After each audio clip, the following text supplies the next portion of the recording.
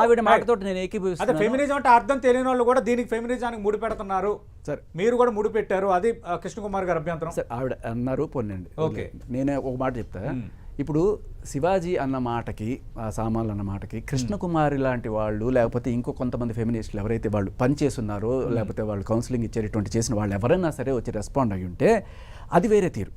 కొంతమంది నిజంగా ఇక్కడ ఇప్పుడు ఫెమినిస్ట్ ఆవిడ అనుకుందాం, నేను ఇప్పుడు సూడే ఫెమినిస్ట్ని ఎవరన్నాను, అనసూయని, చిన్మయిని, వీళ్ళని ఎందుకు అంటున్నానంటే ఇప్పుడు ఆవిడ అన్నట్టు ఈ గ్లామర్ అనేది ఒక కమోడిటీగా మార్చి నిజంగా చెప్పాలంటే ఒళ్ళు చూపించుకొని బతికేవాళ్ళు, ఒళ్ళు అమ్ముకొని బతికేవాళ్ళు, లేకపోతే ఇటువంటి అది గౌరవప్రదమైన వృత్తిగా చూపించుకోవడానికి మీరందరూ కూడా ఇలాగే మారండి, అప్పుడు మమ్మల్ని తిట్టే తిట్లు వీళ్ళని తిట్టే అంటే ఇదంతా నార్మలైజ్ అయిపోతుంది అనే కోణంలో వాళ్ళని వీళ్ళని ఇన్ఫ్లుయెన్స్ చేస్తూ ఇదిగో నేను మొన్న రాజు రాంబాయ్ అని ఒక ఇంటర్వ్యూ ఏదో చూసా ఈవిడిది, దాంట్లో ఈవిడ చాలా క్లియర్ కట్గా ఆ అమ్మాయి నాకు ఇష్టం మేడం, నాకు ఇలాగే ఉండడం అంటే ఇష్టం మేడం అంటే, లేదు ఇలా చిచి ఇలా ఉంటే ఏమంటారే, సిటీలో ఇలా ఉండకూడదు, నువ్వు ఎలా ఉండాలి, చున్నీ వేసుకోవడం అంటే ఇష్టం అంటే చున్నీ వేసుకుంటావా నువ్వు, ఇలా కావాలని వాళ్ళ మనసుల్లో విషయం నింపడం అనే ప్రయత్నం చేస్తున్నారు వీళ్ళు.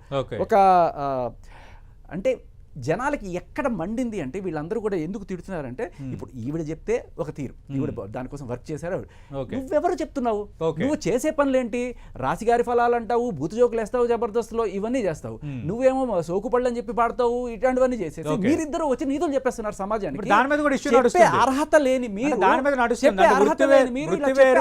వాళ్ళకి తేడా ఉంది. రైట్, వృత్తి వేరు వ్యక్తిగతం వేరు. ఒక సినిమాలో పాట పాడినా, ఒక సినిమాలో యాక్ట్ చేసినా దానికి బయట జీవితానికి ముడి పెట్టొద్దు అంటున్నారు మీరు. నేను పెడతాను అంటున్నాను ఎందుకంటే this is more dangerous than this. నువ్వు దీన్ని కమర్షియల్ గా డబ్బులు సంపాదించుకోవడానికి చేస్తున్నావు, ఇది జనాలను చెడగొడుతుంది. ఇప్పుడు చిక్రి పాటలో సరుకు సామాను అని చెప్పి ఆయన ఒక అమ్మాయి ఎంబడబడుతూ మాట్లాడుతుంటే అది ఆయన విలన్ గా చేస్తున్నాడా, హీరోగా చేస్తున్నాడా? హీరోగా చేస్తున్నాడు. అదే ఒక విలన్ గా చేశాడు అనుకోండి, చూడు విలన్లు అలాంటి పనులు చేస్తారు, తప్పు నాన్న, కాబట్టి ఇది ఇంట్లో చెప్పే పద్ధతి. లేదు మా హీరోని చేస్తున్నా అంటే అది చేయడం హీరోయిజం. నేను రేపు ఒక అమ్మాయిల వెనకాల వెళ్ళి ఇట్లా తిరుగుతూ సరుకు సామాన్ అని చెప్తేనే నేను హీరో, అది నువ్వు రాంగ్ మెసేజ్ ఇస్తున్నావు. ఆ మెసేజ్ ఇస్తూ నాగబాబు గారు ఒక పక్క ఆయన కొడుకే కదా, ఆయన చెప్పుకోవచ్చు కదా, ఆయనే చెప్పకుండా జనాలందరికీ కూడా వాళ్ళు ఇష్టం వచ్చిన పట్ల వాళ్ళు ఇట్లా అనకూడదు, ఇట్లాంటి అనకూడదు అని చెప్పి మీరు ఇదే సూడో ఫెమినిజం చెప్పేది. అంటే మహిళలు కృష్ణకుమార్ గారు సూడో లేదు గీడో లేదు, అసలు ఫెమినిజం కాదు అది. ఫెమినిజమే కానప్పుడు ఆవిడకి అభ్యంతరం లేకుండా డ్యూయల్ స్టాండర్డ్స్ అని మాట్లాడదాం. అక్కడ ఒక చెప్పేది నీతి, చేసేది బూతు, రెండు నాలుకల ధోరణి. జనాలకి నచ్చలా, జనాలకి నచ్చలా, అందుకనే వీళ్ళని తిడుతున్నారు. అంటే ఒక మహిళ ఏ బట్టలు వేసుకోవాలో మీరెవరా చెప్పడానికి, అస్సలు అలాంటి వాళ్ళని చెప్పించి కొట్టాలి, ఇది నాగబాబు చేసిన కామెంట్. ఇప్పుడు ఆయనకు వస్తున్న కామెంట్లు మీరు అదే అంటున్నా, బట్టలు వేసుకోవడం గురించి ఎవ్వరు. ఇప్పుడు నిన్న మహిళ ఎలాంటి బట్టలు వేసుకోవాలి అని అంటే ఇప్పుడు నాకు చీర కట్టుకుంటే నచ్చుతుంది అని చెప్పే హక్కు మనకుంది. నువ్వు చీర కట్టుకోవాలి లేకపోతే నేను చంపేస్తాను అనే హక్కు లేదు. నాకు మీరు ఇలా ఉంటే నచ్చుతుంది, నాకు అమ్మాయిల పద్ధతిగా ఉంటే నచ్చుతుంది, అది నీ అభిప్రాయం, అది ఎవరైనా చెప్పొచ్చు. దానికి రాజ్యాంగం ఇచ్చిన హక్కు అది. అలా కాకుండా రాజ్యాంగం ఇవ్వాలా, మీకు మీ ఇంట్లో వాళ్ళకి చెప్పుకునే హక్కు మాత్రమే ఉంది. మీరు ఊర్లోకి వచ్చి చెప్పే హక్కు మీకు లేదు, చీరే కట్టుకోవాలని చెప్పే హక్కు లేదు.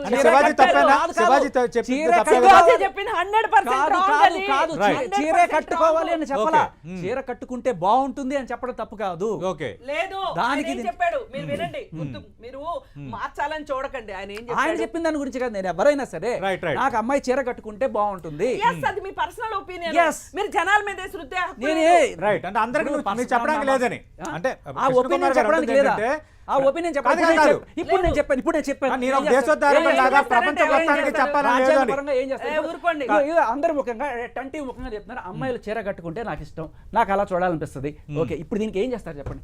ఎవడు అరెస్ట్ చేస్తాడు నన్ను? ఈ రాజ్యాంగంలో ఎక్కడుంది సెక్షన్ దీనికి లేదని చెప్పండి. This is our right. Okay, కట్టుకోవాలి, కట్టుకోకపోతే ఇంకేదో అదే అయిపోతుంది. ఇది బెదిరించట్లా, అభిప్రాయం చెప్పే హక్కు లేదని హక్కు అసలు ఎవరికి లేదు. అది కాదు, ఇది దారుణం.